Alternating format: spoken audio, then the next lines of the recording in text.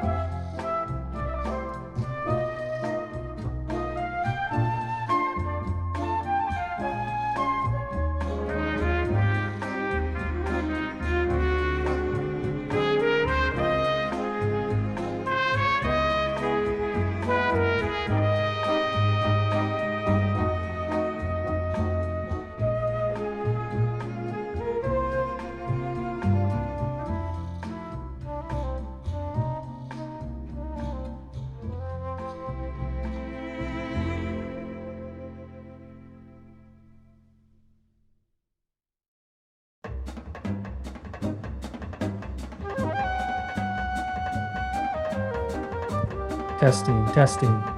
1, 2, 3, test.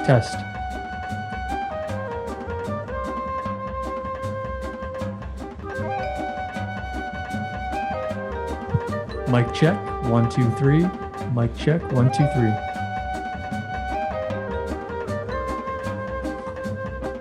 3. We'll be joined by Douglas Lima in just a few minutes.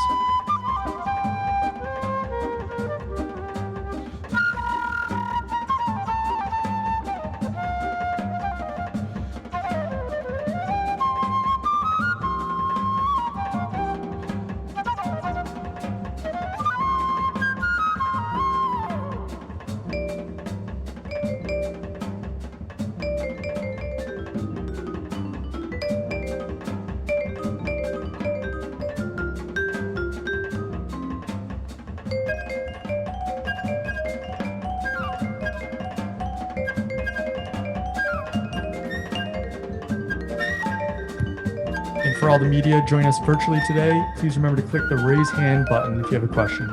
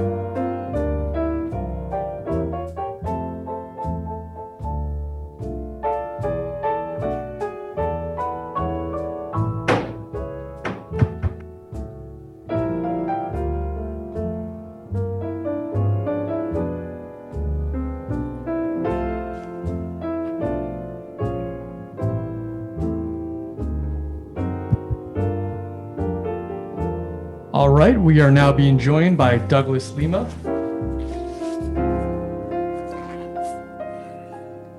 Just a reminder for all the media joining us virtually today, please press the raise hand button if you have a question. We'll take our first question from the line of Steve Jewin. Steve, your line is now live. Thank you. And Champ, thank you for the time today. It's always good to talk to you. Now, the last person who went up from welterweight to face Gegard Mousasi, well, things didn't work out too well for Rory McDonald. So what did you learn from his fight, and what will you do differently? Yeah, that didn't go too good for him, of course. But no, I think I'm a different fighter. I'm a little bit bigger than him as well. And I don't know, Rory just wasn't himself that night, so I can't really count on that fight. Of course, Mousasi looked amazing. He did what he had to do. He hurt him early, with those jabs. And I don't know, I think Rory just felt, how the weight, the power of him. But I feel pretty good. I'm a different fighter than him for sure, different styles. And definitely going to be a different story with me. I don't know, I'm feeling good right now, at this middleweight. Do this weight cut tonight and see how I'm feeling fight time. But everything went good. Training camp has been amazing. Feel really strong, feel ready to go, and feel ready to get this belt. And speaking of your training camp, how has it changed during the pandemic era? What have you had to change? It just wasn't, as many people as it was before, but we always kept training. My brother was in there in camp, Jucão, a bunch of my training partners. It wasn't a lot of quantity, but it was a lot of quality. We had maybe 4 or 5 guys, in training camp when everything shut down. But we always kept training, you know what I mean? Did a lot of strength and conditioning as well, trying to get the strength a little higher for this fight. No complaints, man. Even though, everything was shut down, we kept working, I opened a gym, during this time. So I can't complain about anything. Everything has been good. Our next question comes from the line of Donna Corby. Donna, go ahead. Hey, Douglas, how's it going? I wanted to ask about MVP. He's been calling you out ever since you fought him, and you've made some sort of thinly veiled responses. But I want to give you the opportunity to reply to what you've heard from Michael Venom Page over the last year. Fight contenders. I'm a champion. I'm here to fight contenders. If you want a shot at me, go fight guys that, that's going to put you next in line for a title shot. You know what I mean? He's been doing good. He's been winning his fights. I just, I need to fight contender. You know what I mean? You can't fight people that has less than 5 fights and ask for a title fight. No disrespect to anybody. No disrespect to him as well, but if you want to fight the champion, man, you got to fight fights that get you there. You know what I mean? It's not just talk. You know what I mean? You gotta fight contenders. That's what I've been doing my whole career. Every time I lost the belt, I fought the number 1 guy next in line for it. You know what I mean? I had to go through a tournament to get my belt the last time around. So you know what you do. If you're ready, if Bellator says you're ready, I'm here. I'm here for whoever's next. But like I said, I'm a champion and I fight contenders. Also, a lot of fighters have found when they have 2 belts, making the weight cut down to the lower weight class where they have the belt is always a little bit more difficult. Do you plan on leaving the welterweight division, or are you going to find it relatively easy to jump between the 2? No, I'm not leaving the welterweight division. That's my weight class. I think there's a lot more fights for me to do there. But let's see how it feels, Thursday night. Right now everything feels great. But I'm still the same weight, that I am when I fight at 170. I usually walk around at 200 pounds. For middleweight, cut 15 pounds. Welterweight, suffer a little more, but I can make the weight no problem. You know what I mean? So I want to fight on both divisions. I want to win this belt. My goal is to get this belt Thursday and defend both. Defend both belts, stay busy. You know what I mean? Get as many fights as I can. Enjoy my prime time. I feel healthy. I feel good. I just want to stay busy as much as I can. Giancarlo? Hi, Douglas. You're just talking about the weight cut, and now fighting at this kind of division at middleweight.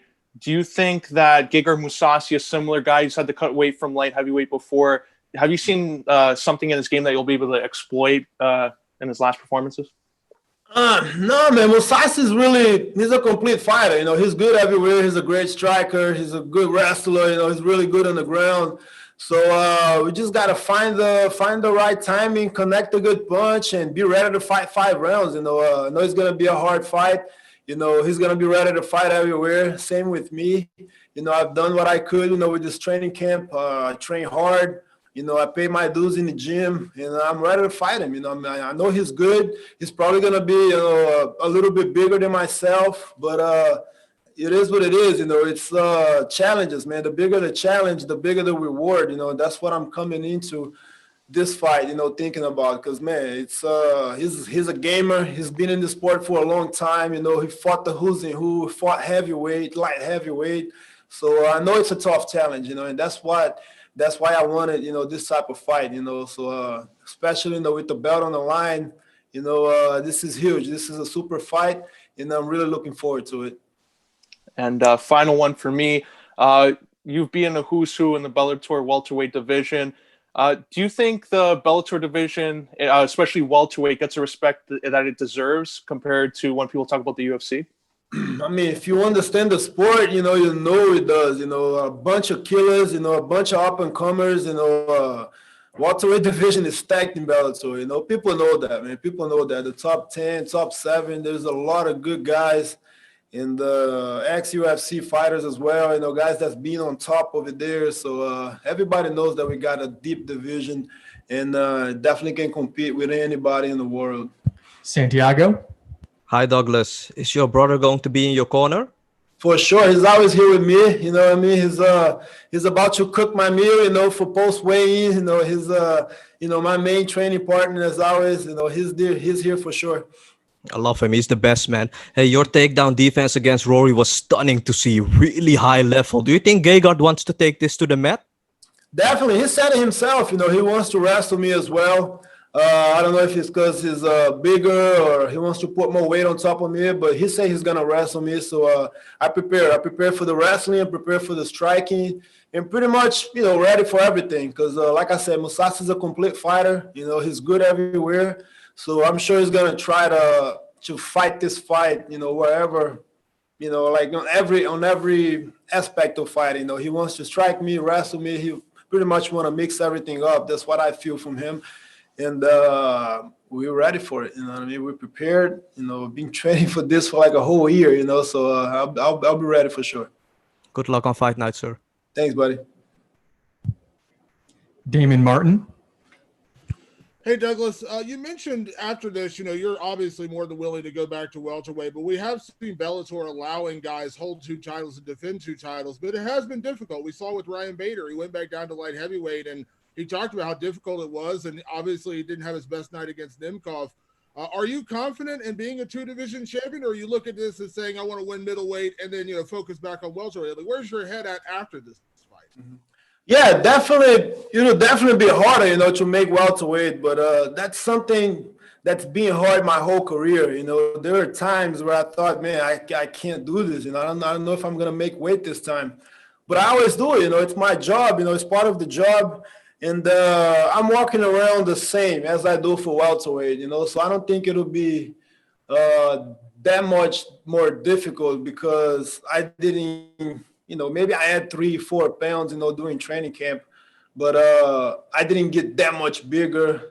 That would be impossible for me to make welterweight again, But I can, give me 8 weeks, I can comfortably make 170 again, make 185 whenever I want to, because, it's a lot easier. But first, I want to see how this feels at middleweight. I can't wait. I'm fighting one of the big guys, at middleweight. A guy that's fought, higher weight classes before. So, this is a perfect fight for me to see, where I stand as far as power, when it comes to middleweight. Because, guys definitely going to be bigger and stronger. But, I feel good. I feel good about it. Middleweight, something that I thought of doing my whole career. I did it last time, it was 10 years ago. I won 3 fights at middleweight. I won a tournament. And, ready to keep this going. Definitely fight at both weight classes. Last one, Douglas. You know, we've seen a lot lately. I mean, you've throughout your career, you've had to, I won't say defend yourself, but you've, touted yourself as the best welterweight in the sport, even when compared to the UFC guys. And I know it's kind of a pointless argument because you're not in the UFC and the UFC guys aren't coming to Bellator. But becoming a 2-division champion is so rare. It's such a rare thing we've seen in this sport. Do things like pound for pound rankings, does that matter to you? Would you like that kind of consideration if everything goes well on Thursday night? Because you've been such a long reigning welterweight champion. Adding on middleweight, I mean, there's only a handful of guys who've ever done that. Yeah, definitely. Super important for me. And definitely want my name on the pound for pound list, after this win. I've said it. I even said that before, it's a legacy fight, man. It's a super fight. You know what I mean? Being a welterweight forever, I fought the who's and whoever came to Bellator, I fought them. I got wins, against good guys, and definitely think I belong in the pound for pound list. But I got to prove it, with this fight Thursday night. It is important for me. Sometimes, rankings doesn't really matter, but it's just good to see, good to see your name up there because, the work that I've been doing this whole time, I've been fighting for 17 years already, I think, so it's been a while, man. It's been a while, and it's important when people recognize what you're doing. But, I'm not losing sleep over it, you know what I mean? I know where I stand. I know I can beat any welterweight in the world, you know what I mean? Middleweight as well. So, I feel good, man. I feel good, and this win, this fight would definitely put me up there, in the pound for pound list. You know what I mean? It's important. We'll take a couple more here. Ben, go ahead. Hi, Douglas. You mentioned before about Mousasi's bigger size and how that may have played a factor in the Rory McDonald fight. And I'm just wondering if there's anything other than his size, any specific weapons he has that you think will pose a challenge to you. Yeah, I mean, everything he does, man. He's a good striker. His jab is good. His right hand is good. His ground and pound is really solid. So, man, I got to be ready for everything. You know what I mean? I got to be on top of my game in this fight. You know what I mean? I got to be ready at all times, at every second. And so does he, you know what I mean? So it's a dangerous fight for both of us.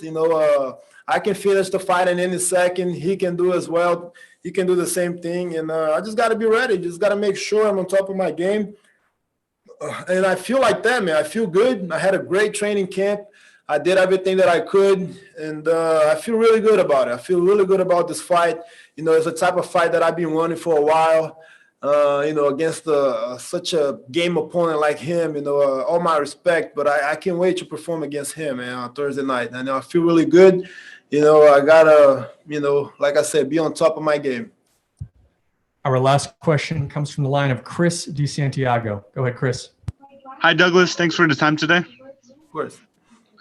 So would you consider Mousasi your biggest opponent today? Do you think he's your biggest challenge, or do you think that lies with somebody like Rory McDonald?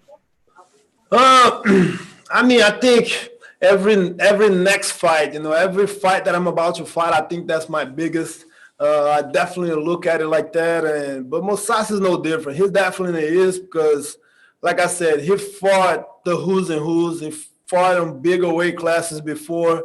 And, he fought in 3 weight classes above mine, you know what I mean? Just for me to go up, and fight a guy like that, it's important. And, I definitely feel he's the best that I've fought so far. You know what I mean? And I took it serious, man. I took this very serious. I trained really hard. It's a dangerous fight, of course, for me, for him. And there's a lot on the line, man. This middleweight title is super important for me. You know what I mean? It's definitely, it's for legacy. You know what I mean? That's what I want to leave behind, a guy that fights whoever's next in line. You know what I mean? And super important, man. I know he's tough. I know he's been around with the best, but I believe in myself. I believe in my coaches. I believe in my training. And I did everything, man. I did everything, and I'm ready to go Thursday night. Great. Thank you so much for the time, Douglas. Good luck the rest of the week. Appreciate it, guys. Thank you.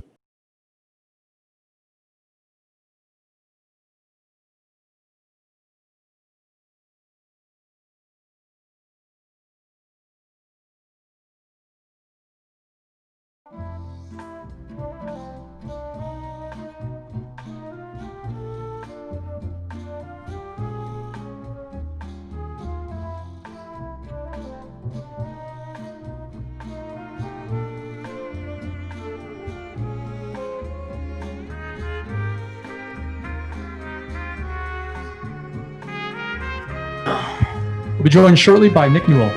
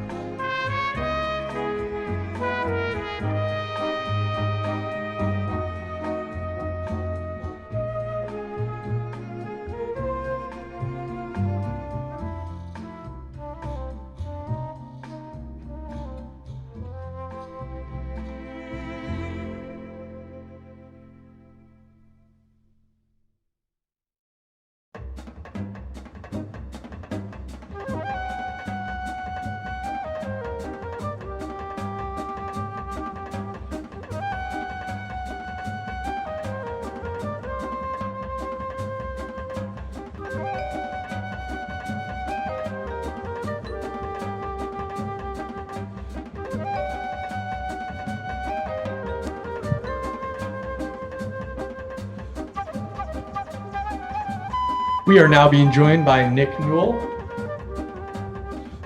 Once again, please press the raise hand function if you have a question. We're going to begin with Steve Jewin. Steve, your line is now live. Thank you. And Nick, thank you for the time today.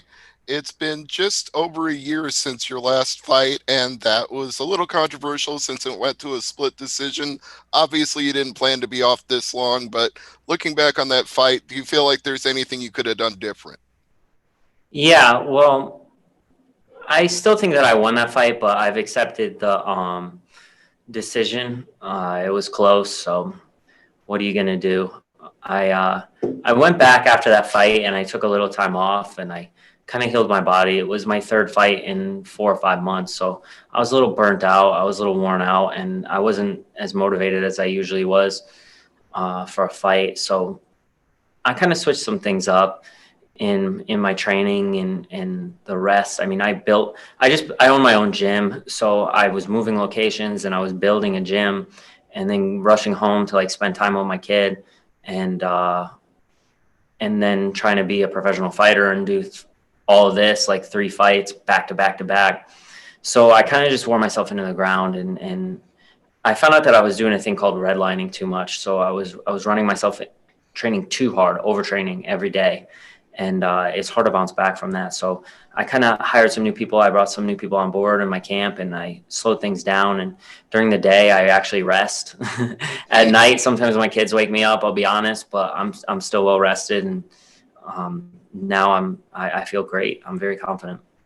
And finally, for me, you obviously have gotten more rest since then and trained better since then, but you were expecting to fight in March. The Zach Zane fight has been on the books for a while. So how has the extended camp worked out for you?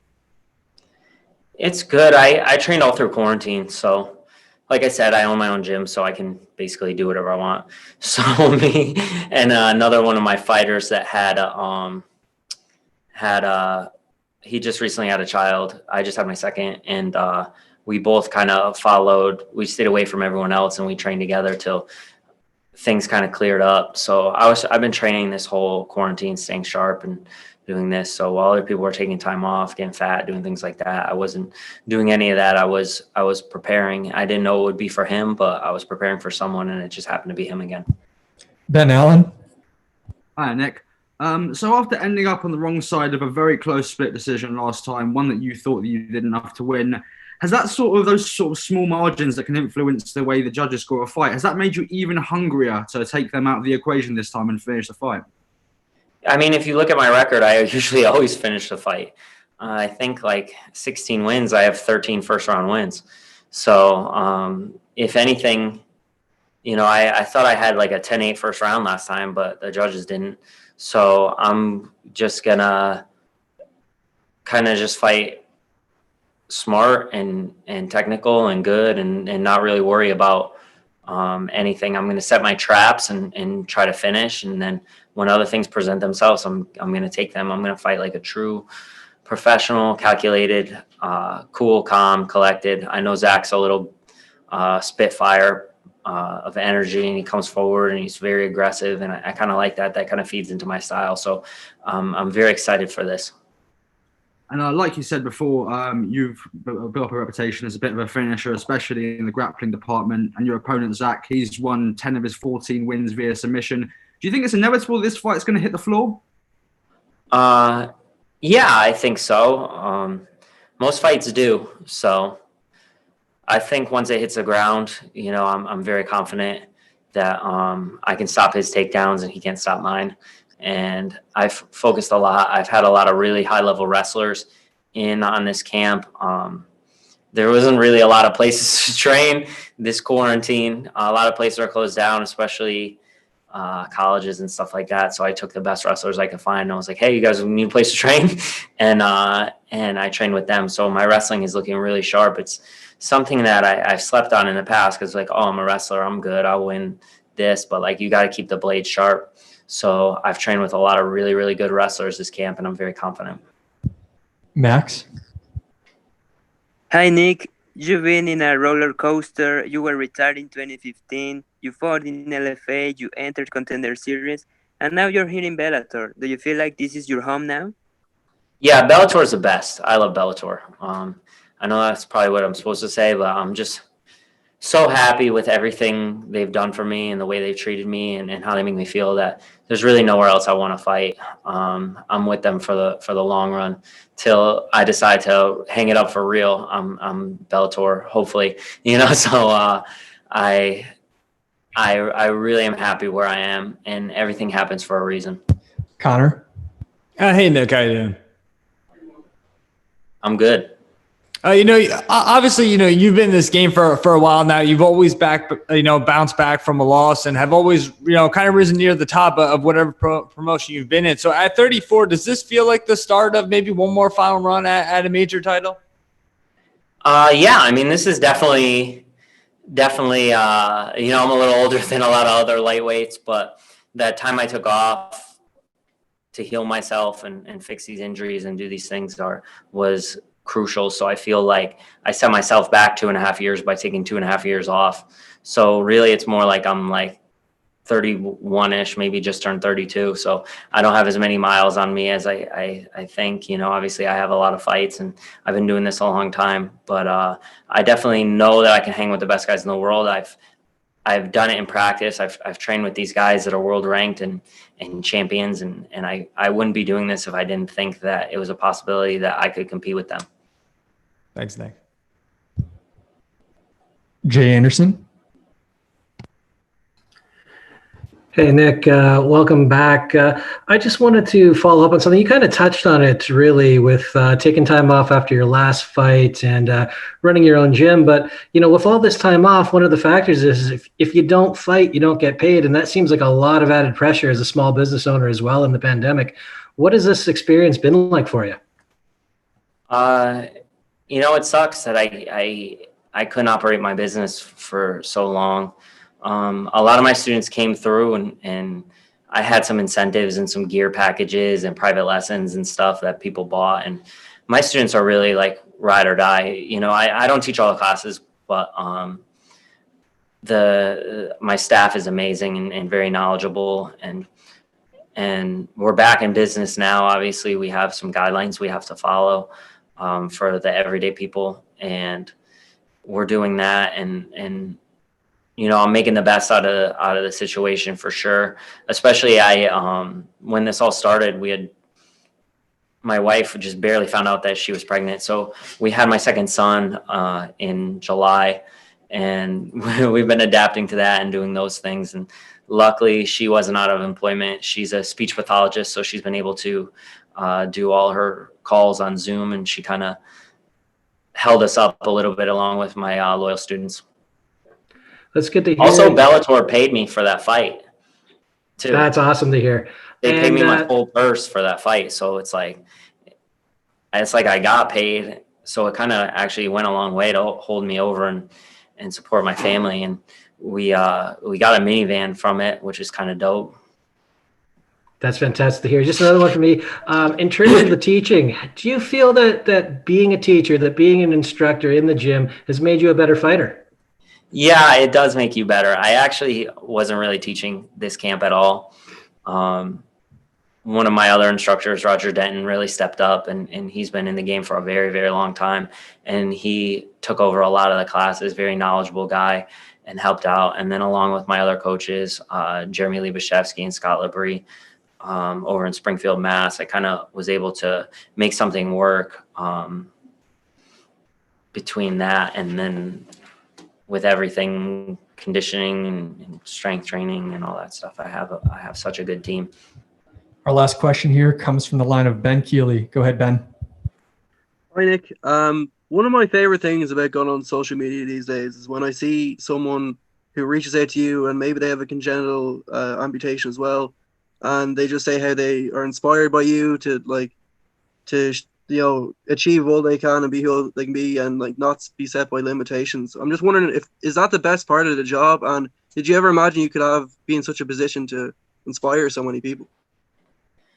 I when I was a kid, the internet wasn't around like that, and there was only one person I'd ever seen in my whole life with one hand, and his name was Jim Abbott.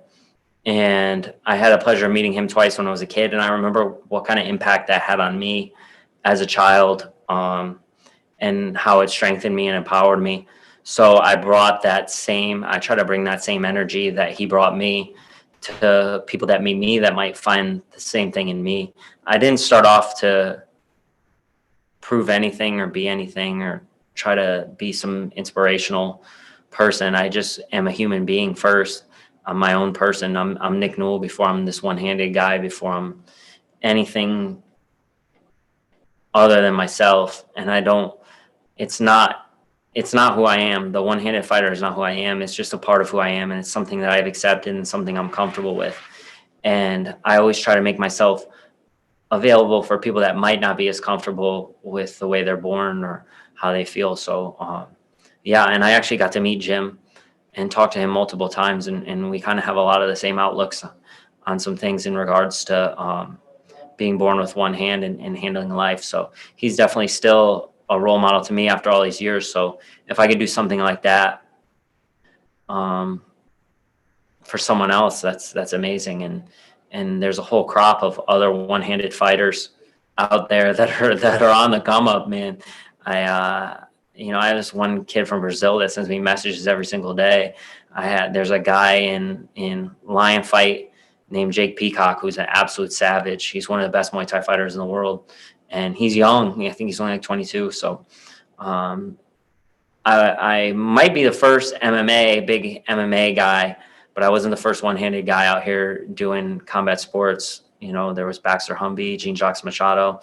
And after me, there'll be guys like Jake Peacock. And I'm just here being myself and doing my thing. I hope that was a good enough answer. I kind of dragged on a little bit, but it's definitely something that is very interesting to me. That's great. Thanks for the time, Nick. Appreciate it. Good luck the rest of the week.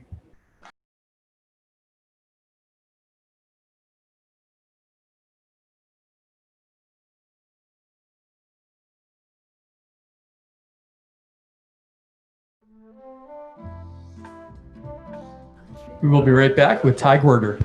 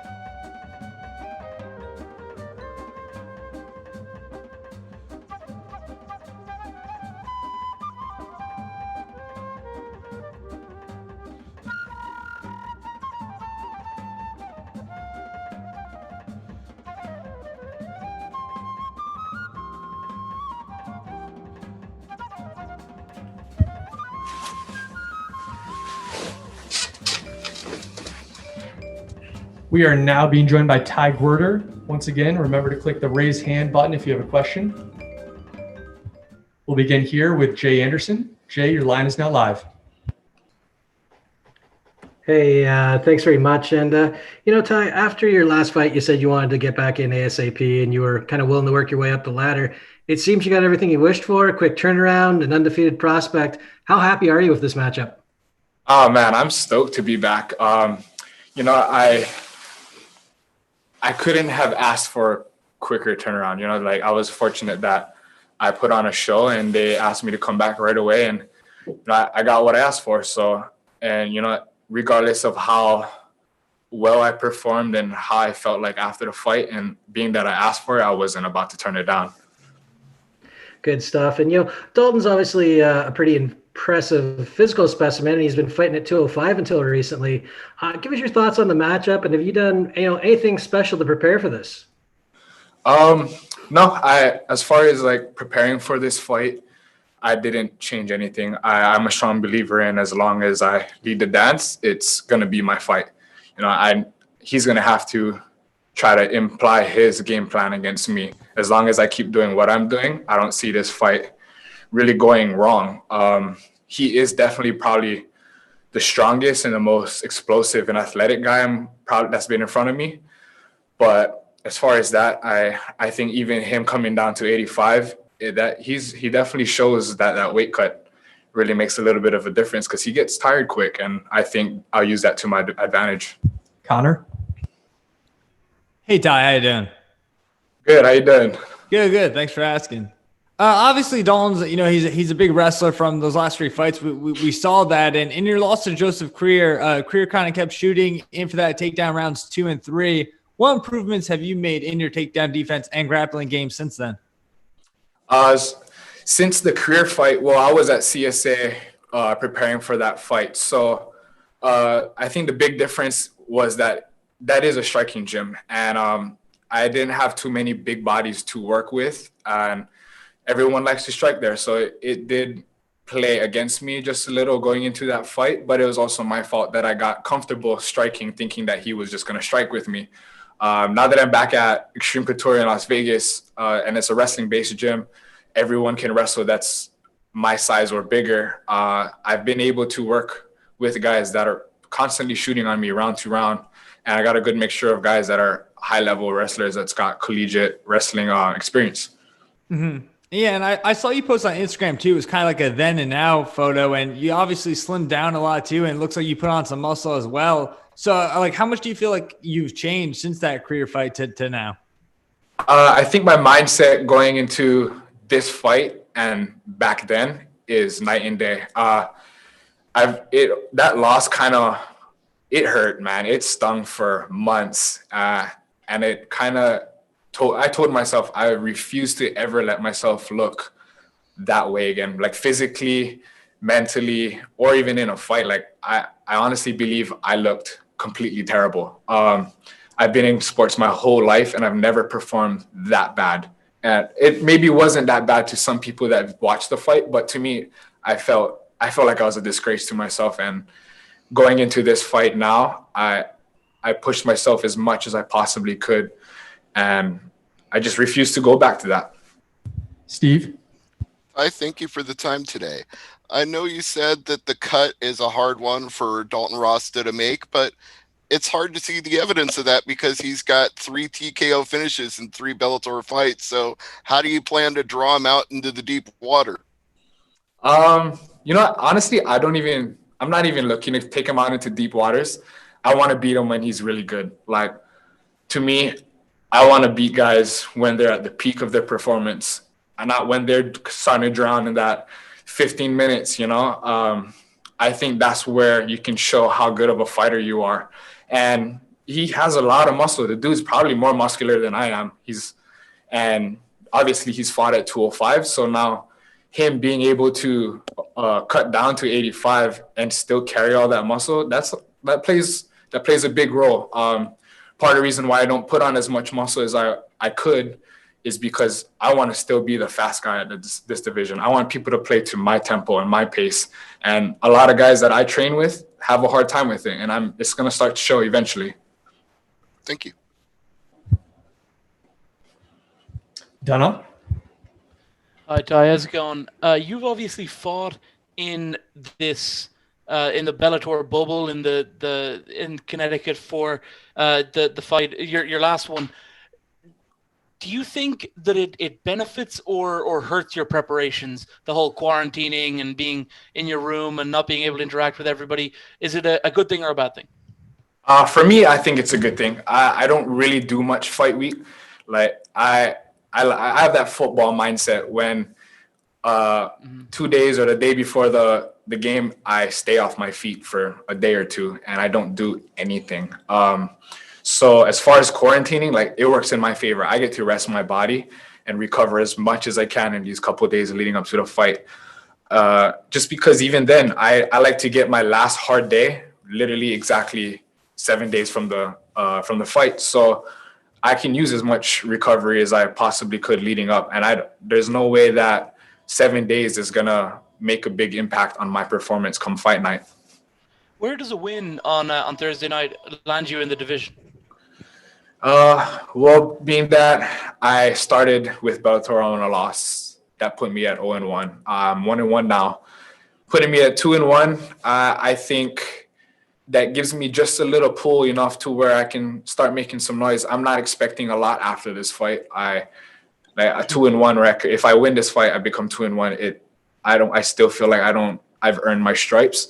But if I can put on another show and show that I can make it exciting, I think going forward, I can start really asking for fights when I want it, and we'll see. We have time for one or two more. Luis, go ahead. Hi, how do you see Bellator middleweight division, and where do you feel in the division winning this fight?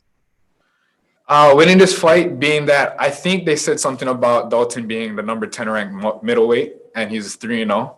I think beating him, that puts me right around there. And moving forward, there is a lot of guys that's been here for a while. So moving forward, I think we'll see me fighting guys with a higher record and, that's been here making some noise. Lenny? Hi, Ty. Just the one from me. How's it going?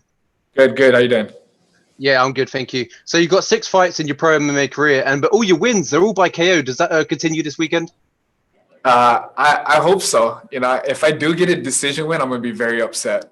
I don't want to be in there for 15 minutes. Not because I don't trust my cardio, just because I want to be a show fighter. I want to show guys I'm gonna fight at my impose my will on people and beat them quickly. Thanks, Ty. Good luck this week. Thank you, guys. Appreciate you.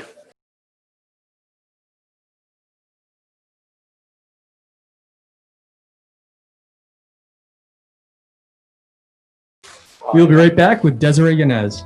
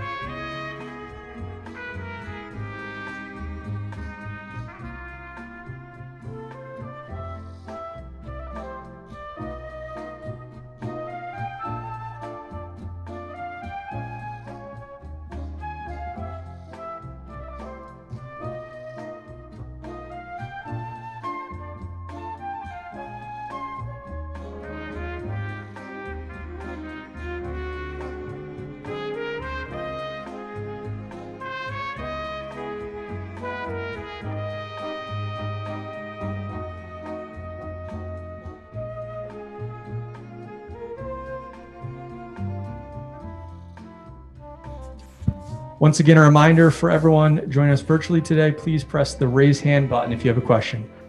Desiree is up next.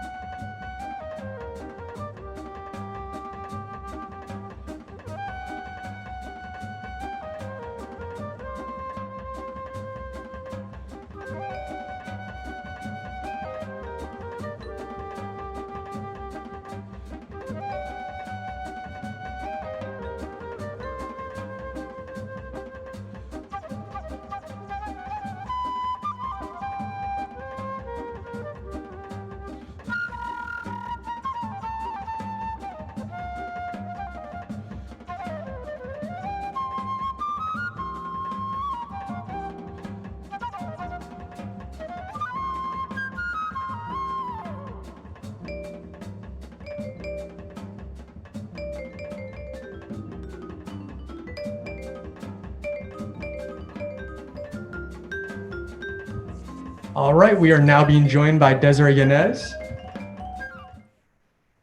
We'll begin with a few questions from the media here. We'll start with Steve Juin. Steve, your line is now live.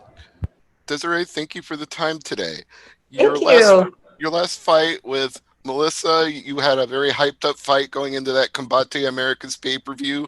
How frustrated were you that it ended up being a split decision? I was very frustrated, but at the end of the day, that's my fault, right? I shouldn't have ever left it to the judges. And it's kind of, lesson learned. If it's going to be a close fight, you need to either go out there and give it all you got to finish it, or you need to make it an absolute, for sure win all 3 rounds. Judges can't say the other person did it. So my fault, completely my fault. I know it's controversial. Everyone says I won, or some people say I lost. But at the end of the day, yes, I was mad and very frustrated and kind of stormed off the stage after she got her hand raised. But I should have just, been prideful and honored that I even got that opportunity. And my fault. I shouldn't have left it to the judges. Never will happen again. So are you looking to make a statement then in your Bellator debut and prove something?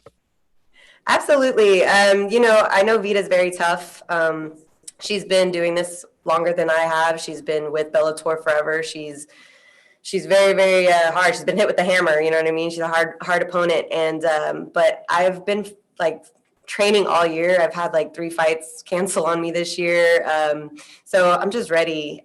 I've been ready since March when my rematch was supposed to happen. So I've learned a lot. I think I'm a completely different fighter than I was last year when I, lost to Melissa. So I'm just kind of excited to see where I am. And I know everyone thinks it's going to be a banger, which it is going to probably be a banger, but I just want to be more technical than I ever have been in any other fight. So I'm just excited to see where my skill is for this one.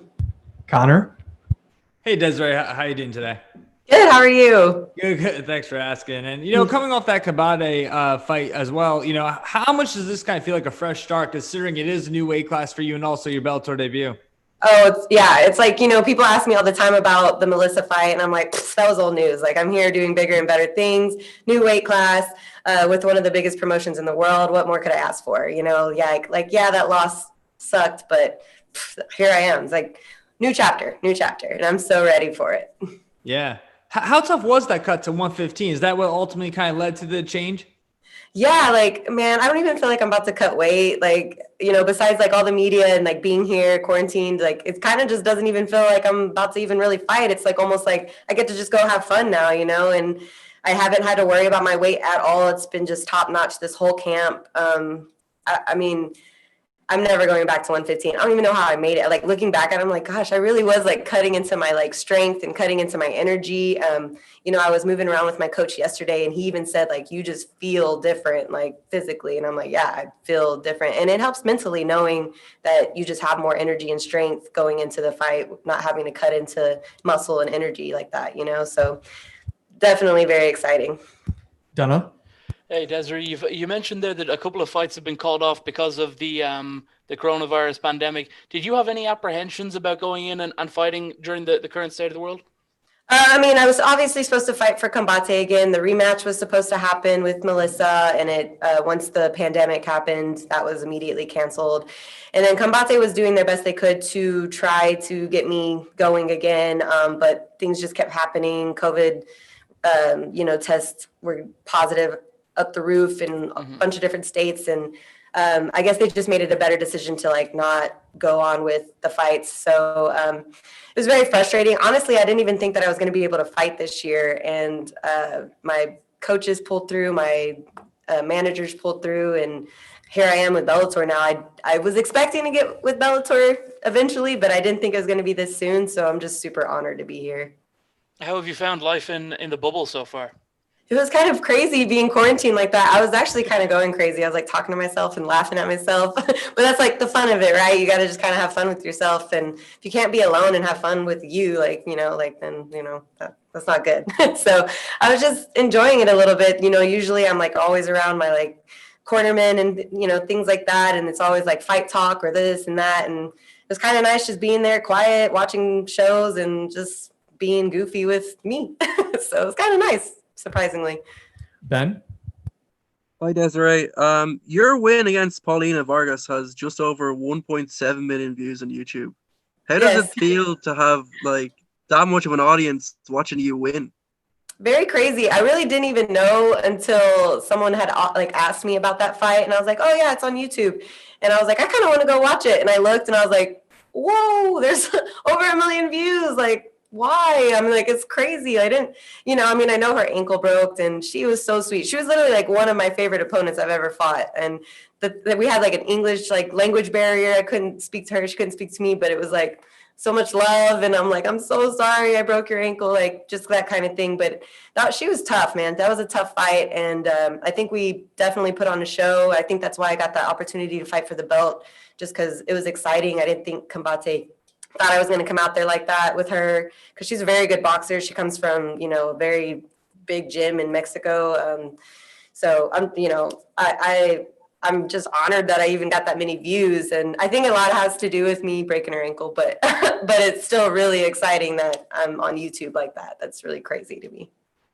And it's you're in a new promotion now, new weight class. What are your plans? Do you have any long-term goals, or is there any names on the roster that tickle your fancy right now?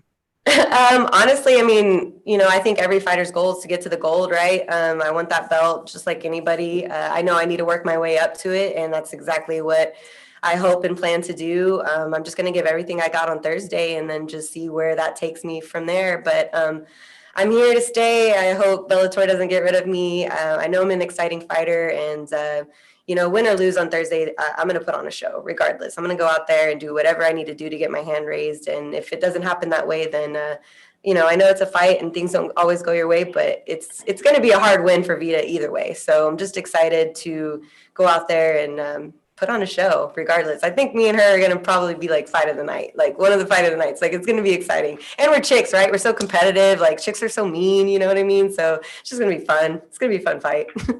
Tudor?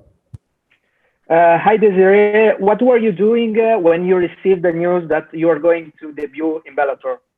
I cried like a baby. I cried a lot. I wasn't expecting it. Like I said, I didn't really think that I was going to be able to even fight this year. I had so many fights like fall out on me and cancel and all that stuff. And it was just very frustrating. And I don't know. I just kind of let my emotions get the best of me and was mad a little bit about not being able to fight. And then, like I said, my managers pulled through and got me with this amazing promotion that honestly, this is where I wanted to end up at the end of my career anyways. So just the fact that I'm here so early in my career is just, I cried a lot, and I'm just so happy to be here. It's just really, really honoring.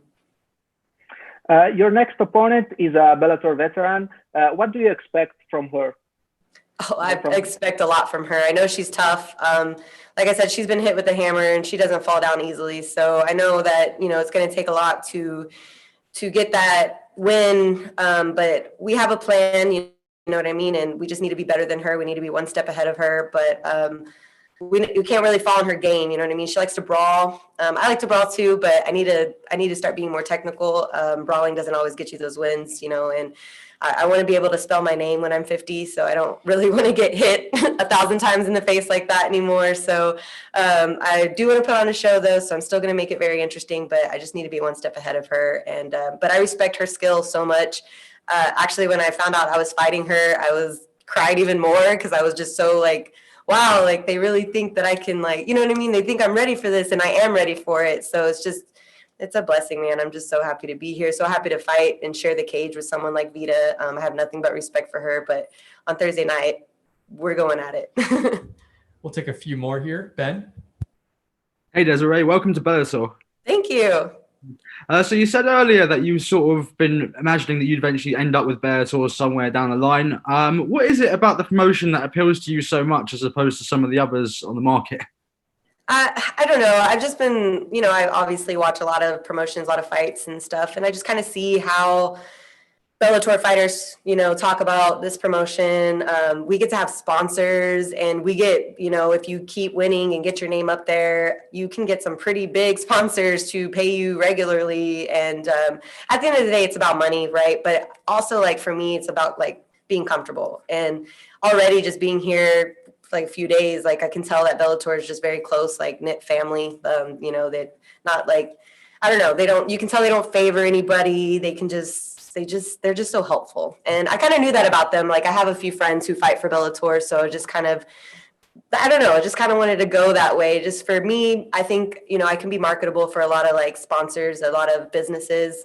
So I didn't really want to get rid of the whole not having, I didn't want to not have sponsors. I have a lot of people who've supported me my whole career, and I just can't imagine like not having their logo, you know what I mean, on me and supporting them like they support me. So I just wanted to be somewhere where I could still get the sponsors and still get the love, the good energy and all that stuff. And I knew Bellator was the right way to go. And just one more for me. Of course, you're going to be stepping up a weight class and making your debut against one of the more established flyweights in Bellator in Veta, a former title challenger. Do you think that strong performance and a big win could catapult you right into the title picture? I mean, I hope so, right? But I know there's been a lot of other flyweights here with Bellator who've been working their tail off to get to that belt as well. So I'm not here to step on toes. I'm not here to like, I'm not that kind of fighter. I'm really not. I don't talk crap. I don't do that. But I do believe in myself, and I have confidence, and I know that eventually that I can get there. I've gotten there before. I've gotten that title opportunity before in a different promotion. I know I can do that here too. I just got to work my way up to there. But I know beating Veta on Thursday would open up a lot of doors for me for sure. Whether that's for sponsors, whether that's just, anything. Opportunities are endless. That's why beating her on Thursday night is so important to me. But anything can happen. But I definitely am ready for anything for sure. Luis Morales. Hi, I'm Luis from MMA Pit. We talked with you before your scheduled second fight with Melissa Martinez. Now we see you in Bellator. Do you still want the fight with Melissa? I'm sorry? He's asking if you still want the fight with Do you still want to fight with Melissa? Old news. I did, trust me, I really did. When the fight got canceled in March, I was devastated. I was so devastated. I think I was 2 weeks out of the fight when they called me and told me it was canceled. I had already had like my medicals in. I was already getting ready to like weight cut because at that time I had a lot of weight to like lose. So I was just ready. I never felt so prepared for a fight at that time. And I was ready. I wanted that win. I wanted that belt. I thought it was mine. I thought I deserved it.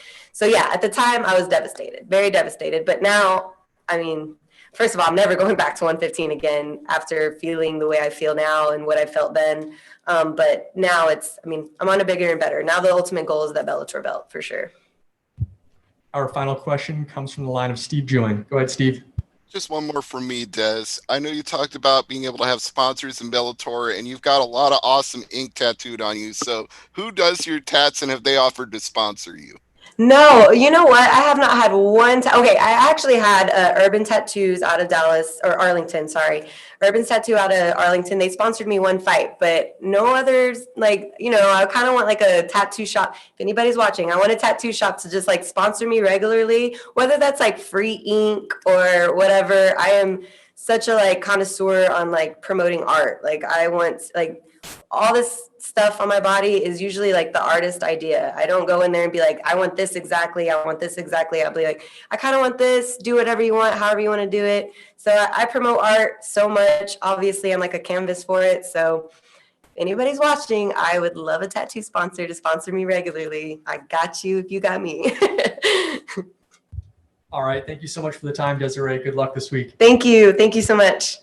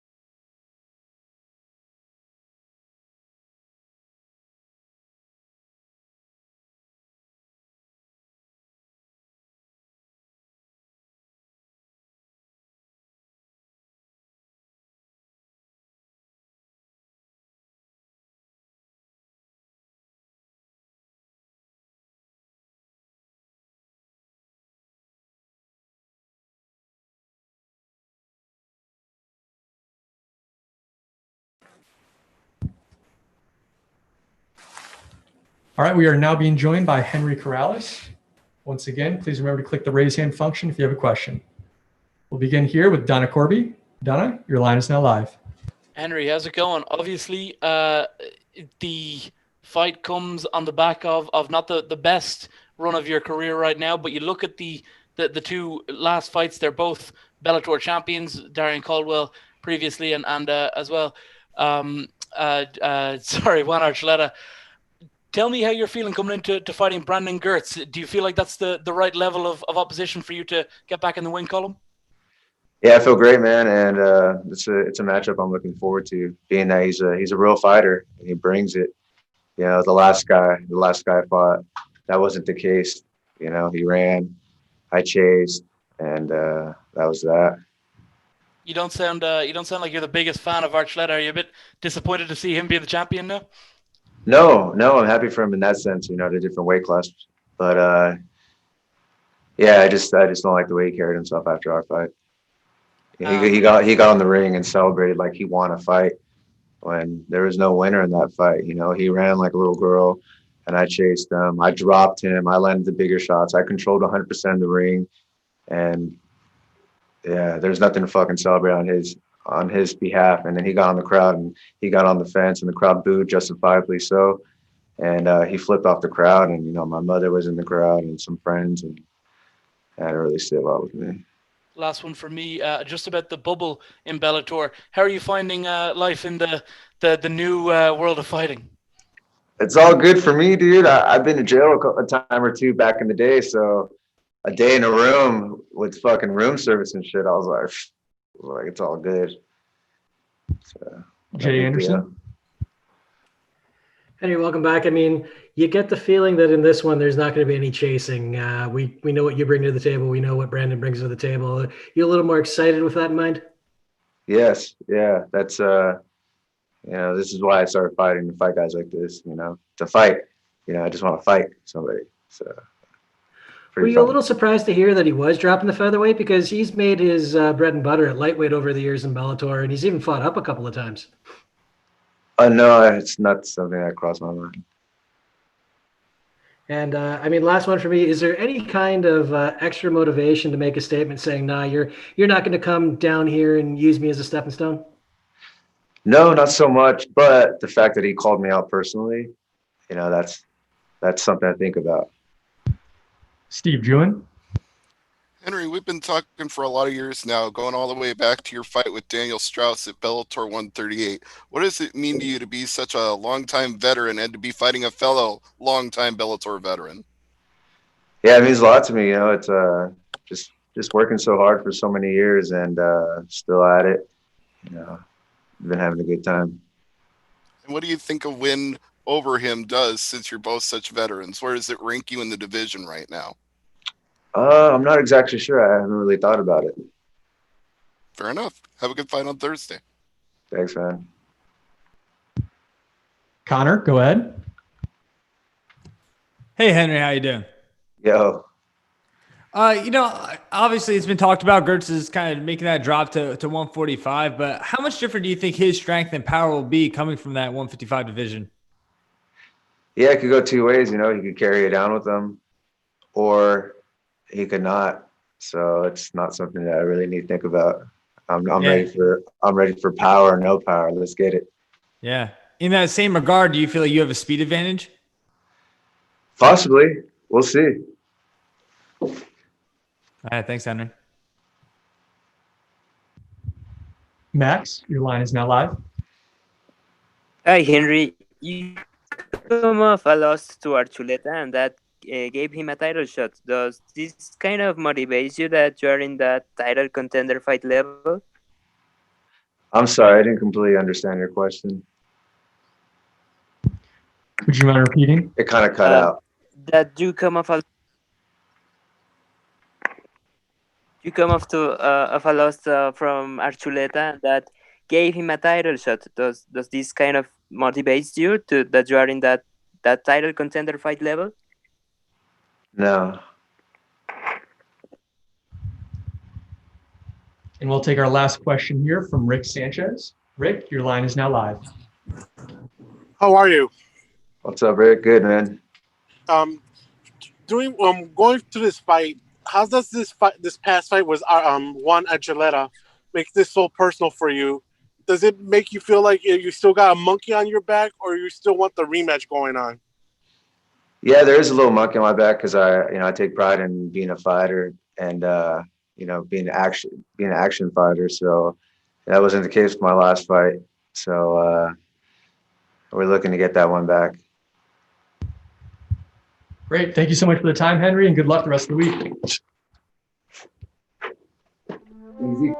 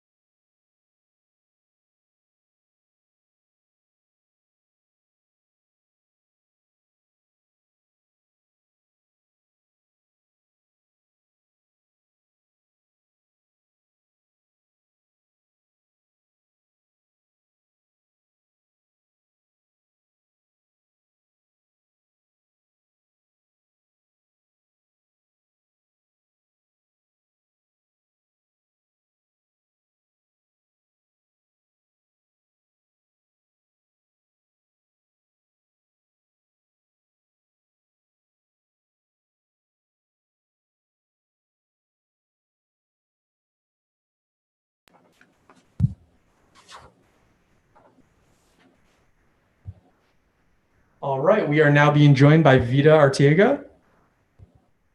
Veta, can you tell us what it's been like, first of all, being here in the fight bubble during COVID? It's been nice. I've actually had some downtime to get some full rest. I'm just taking advantage of having to be in my room for for a couple of days of just resting, stretching, reading, just relaxing. So it hasn't been too bad. I've been making the best of it. And you're back in the main card. It's going to be live on CBS Sports Network this time. Tell us what that means to you as well. Oh, that means a lot to me. I'm honored to be on the main card. Seeing all the fights, when I saw the fight card, there's like 10 fights and we made it to the main card. I'm like, oh, this is awesome. And we're the only girl fight too. So I'm really excited and honored to be on the main card and to be fighting on CBS Sports. That's awesome. All right, we'll open this up to our media. Steve Jewin, go ahead. Vita, thanks for the time. 2 questions from me. You used the word honored, and Des said the same thing when she talked about this fight. She said she was honored to be fighting you and to be fighting in Bellator. So what would a win over Dirty Des mean for you? Oh, it means a lot to me. I'm coming off of a loss, so I'm definitely hungry and driven and excited for this fight. I definitely worked hard. Like, I've had the best camp yet. I've improved in so many different areas. So I know what I got to do on October 29th to get my hand raised. So I'm really looking forward to Thursday. And that was my other question, actually, was coming off a loss and coming off a couple of tough fights in general. Alondra and Vita, you fought Lima as well for the titles. So you've had 2 really tough fights. So how do you reset from that? Oh, I just picked up the pieces. I'm like, well, what could I have done better? What did I do good? And then I was like, okay, I did certain things good. Was doing really well, but what could I have done better? And so I definitely have improved since my last 2 fights, because you're right, they're really tough opponents. I'm prepared for everything. I've worked hard in every area as far as on my weaknesses and on my strengths. So you'll definitely see a lot of different, same style, same aggression. I'd be lying to you if I said I'm not going to come out there being aggressive, but also being patient on picking my shots, not rushing, not getting overjealous on certain things. Hi. Hello. You're in a very, very deep, in a very deep flyweight division. How do you feel in this Bellator flyweight division, and where do you feel in the division winning this fight? Oh, it means a lot to me. I am more than ready for this fight. I know what I'm capable of. I know I'm a tough fighter, a confident fighter, and a skilled fighter. So that right there, I know my own ability. So I just got to go out there and do it. And getting a win on Thursday night is going to feel great. It's going to feel amazing. Donna? Hey, Vita, how's it going? Good, how are you? Not too bad. Obviously, you're coming off the back of not the best run. Do you feel like this fight is make or break for you in Bellator? No, not at all. Not at all. I feel like it only comes up from here. I've in the past, for the previous question before this, I was just saying that I feel like I picked up the pieces. This is where I'm supposed to be. This is where I belong. And I deserve to be at the top with all the other girls in this division. So I don't feel like it's a make or break. I know I deserve to be here. Okay, and do you feel that you're in the best flyweight division in the world? Yes, I do. I feel like we have a lot of good flyweight female fighters. We'll take a few more questions here. Santiago, go ahead. Hi, Vida. Greetings from Amsterdam. How are you doing? I'm doing well. How are you? Oh, I couldn't do any better. Thank you for asking. So I have one short question for you. You had a pretty impressive win over Denise Kielholtz. And Denise has since gone 4-0. She openly talked to me. I spoke to her a couple of weeks ago. She openly talked to me wanting that rematch somewhere down the line. Would you be down for that as well? Whatever Bellator wants. I one fight at a time. I focus on this fight. I get this win. And if Bellator wants me to have a rematch, whatever's going to get me to the top and get me to another title shot is what I want. Good luck on fight night. Thank you. All right, our last question comes from the line of Giancarlo Alino. Go ahead, Giancarlo. Hi, Vita. You're talking about picking up the pieces in your last couple of fights. Who are some of the people maybe that you've worked with closely and rebounding from this and try to get the best out of your next performance? So we have amazing coaches at SBG Idaho, and I always am coachable with everybody, but this time I actually wanted to utilize all of my coaches. So Freddie Arteaga is one of my main coaches, and Jesse Brock is one of my main coaches. But I also was working with Coach Daniel after my last fight, and he's a boxing coach of just switching it up, of body shots, uppercuts, just other little things. And Matt May, he's also one of our coaches there, of more of my tie clinching, my elbows. So I definitely added more coaches into this camp that would benefit me. All right. Thank you so much for the time, Vita. Good luck the rest of the week. Thank you.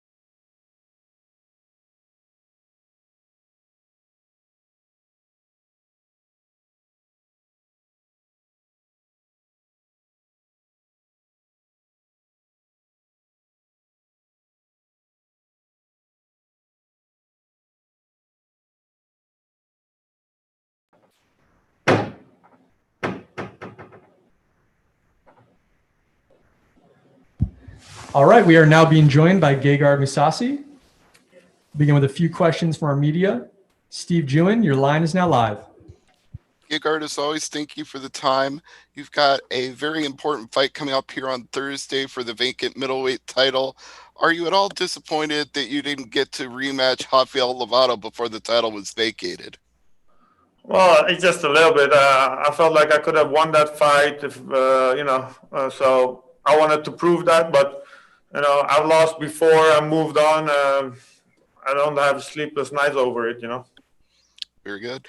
And when you get a lot of the media talking about you with such glowing superlatives like best pound for pound fighter of all time, most underrated fighter of all time, how do you keep that from going to your head going into a big fight?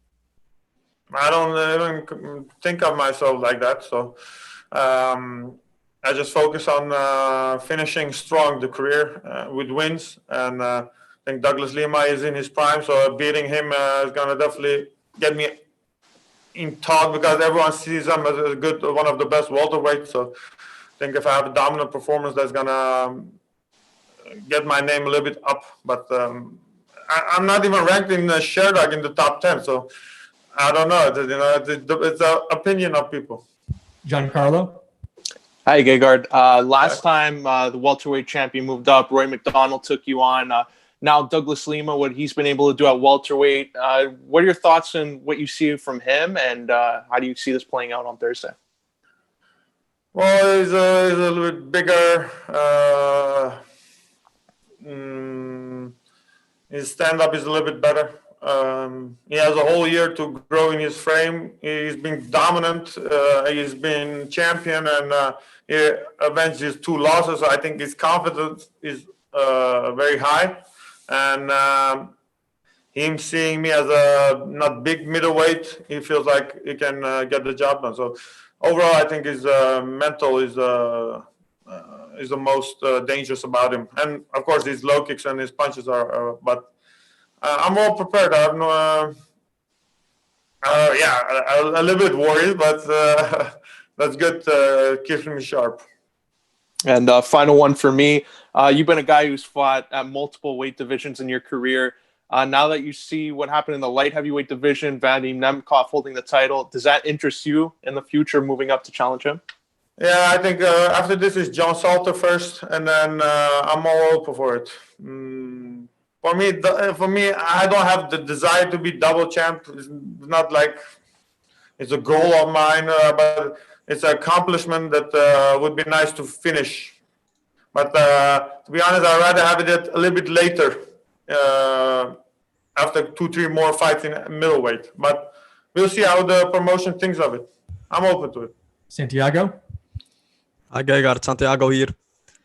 Hey Santiago, alles goed. Alles goed. Hi Gegard, did you get a new main sponsor in Ape Man Strong? Yeah, they sponsored me for this fight. They sent a lot of gears, so I appreciate it. 2 weeks ago, Scott Coker said that he really wants to visit Amsterdam in the near future. How special would that be for you? Yeah, very special. I think that's one of the things that I wanted to do, because I never fought in Holland, at least in the beginning of my career when no one knew me, and not so much. So at this stage of my career, to fight there for my own crowd, that's one of the things I wanted to do. So that would be one of my goals, to be honest. Yeah. Veel succesvol fight night, Gegard. Dankjewel, vriend. Donna Corby, your line is now live. Hi, Gegard. You fought in both divisions at this point. Yeah. Do you feel that you are in the best middleweight division in the world between Bellator and the UFC? I think I've showed that I can beat anybody when I show up. And for me, I don't even go there because fighting is not realistic. I'm not going to fight anytime in the UFC. So I don't compare myself to the UFC champion. But I take whoever they give me in Bellator. So I think Douglas Lima is a good name, and that's what I'm concentrated on. Of course, a legend of your division, Anderson Silva, is going to hang up the gloves this weekend. I wanted to get your thoughts on seeing a legend, like I said, of that division retiring? Well, yeah, he had a great career. I think in his prime, he looked unbeatable. He provided a lot of memorable fights, and is definitely a legend of the sport.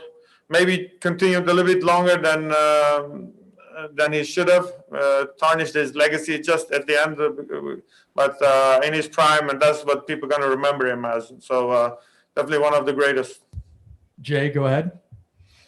Hey, thanks very much. And Gegard, you mentioned Anderson, and I was actually going to bring that up, but you also mentioned, him maybe hanging around too long. Is that something that you worry about at all, especially when you talk about maybe a few more fights at middleweight and then light heavyweight? How much does that weigh on you? Well, at this moment, I feel great. To be honest, in training, I was better than ever. I'm stronger physically, mentally. So at this moment, when the results come and if I keep win, lose, that's the sign that you're not what you think you are, But I think I've lost one in the last 10 fights, 11 fights, I don't know. So I bounced back. After this year, there are 2 more years. That's going to be certain. And then after that, I have to look at the body. I have to look at the results. And then we're going to decide if we continue maybe another year. But I'm not going to continue to 40. That's one thing for sure. We have time for 1 or 2 more. Ben, go ahead. Hey, Gegard. So you mentioned you've got 2 more definite years left, and you mentioned one thing earlier that you'd like to do is fight back in Holland. Is there anything else that you'd like to achieve during that time? Maybe now they're working with Showtime and CBS, so maybe a boxing fight, but I don't know how realistic that is. I think if I want to do that, I have to have great performances in the next couple of fights, and maybe just for fun to do that, because I always grew up with boxing, and that was my dream, to be a boxing champion. So maybe a fun fight. I'm open to that. And just one more. So you're going to be stepping in there with Lima, who was obviously, when you came to the promotion, was considered one of Bellator's biggest and toughest names. But you fought the best of the best throughout your whole career. Where does Lima stack up amongst the toughest opponents you're going to step in there with, or have stepped in there with? Definitely one of the toughest, because also he's in his prime. So I'm facing Douglas Lima in his prime. So yeah, and I think one of the toughest. But as fight experience, sometimes you face the tough opponent, you can finish him in 2 rounds, 1 round. Sometimes an unknown name fighter give you the hardest fight. So I don't know. We'll see what kind of challenge he will bring, but definitely a very, very gamed and tough opponent to face. Our final question comes from the line of Lenny March. Go ahead, Lenny. How's it going, Gegard? How are you? Good, thank you. Yeah, as someone mentioned earlier, that Anderson Silva will be hanging out this weekend. He's a UFC legend, MMA legend in the middleweight division, the same division that you fight in now. Is a fight between you and Anderson Silva, would you have liked to happen that in the past, maybe getting Anderson Silva on your resume also? Yeah, especially when I was in UFC, we were looking for that fight. So because a win over Anderson is, it goes in the history books. So, but unfortunately, it never happened. And but I don't have any regrets not fighting him. I never thought of that like that. Let's say. All right. Thanks, Gegard. Good luck this week. Thank you, guys. Wow.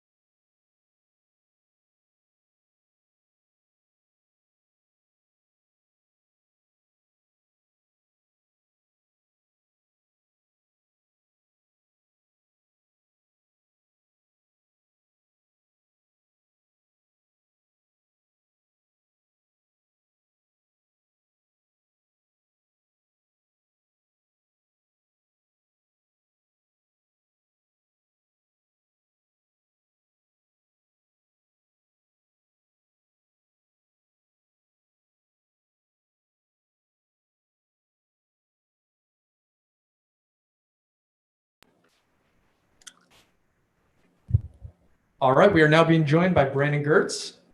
Reminder, if you have a question, please click the raise hand function. We'll begin now with Jay Anderson. Jay, your line is now live. Hey, Brandon. Welcome back. First of all, I just want to ask you about the transition down to featherweight here. How are you feeling now that we're in fight week and we're closer to it? I feel great. You know, it's I'm no stranger to cutting weight. You know, I wrestled for years, and that's what I did. It's kind of why I never did in fighting. But it's a process I'm used to, man. It's a sacrifice and dedication. It's the exact edge I've wanted and I've been missing for a little bit. You know, I got to be on point on everything right now, and it's good. It gives me a little edge.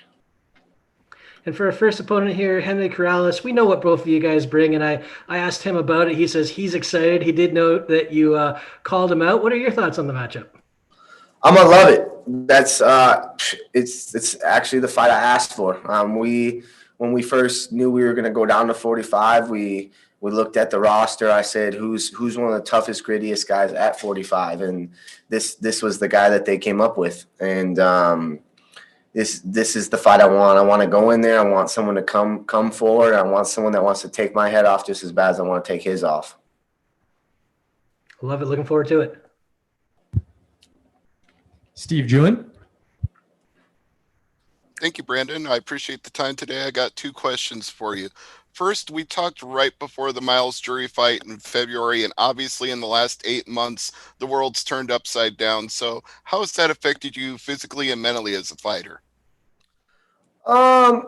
You know, it hasn't been so bad for me. I'm kind of a homebody. I'm an outdoor person, and physically and mentally, physically it changed a little bit because I wasn't going to the gym, aka what kind of started me down at this trip to 45, you know, not putting the weights up anymore, and I got a little smaller, and so physically it did that, but mentally it's been a little bit of awakening in things. You know, it gave me time to focus more on my mental and my mentality and everything, and I've taken it and I've used it as an advantage, really. Kind of, like I said, got that mental growth throughout the time and just kind of evaluated myself. And here we are, man. I'm more excited than ever to be here, and I feel great. Awesome. And I know you're feeling great going into this fight, and you said the weight hasn't been a problem, but I do wonder what kind of power you're expecting to have at 145. Is it going to be the same as all your classic battles at 155? That doesn't feel like it's changed, man. Everybody I train with is the same. I feel everybody I train with is bigger. They're strong, and I don't feel like my strength has changed. When I hit the pads, I still crack.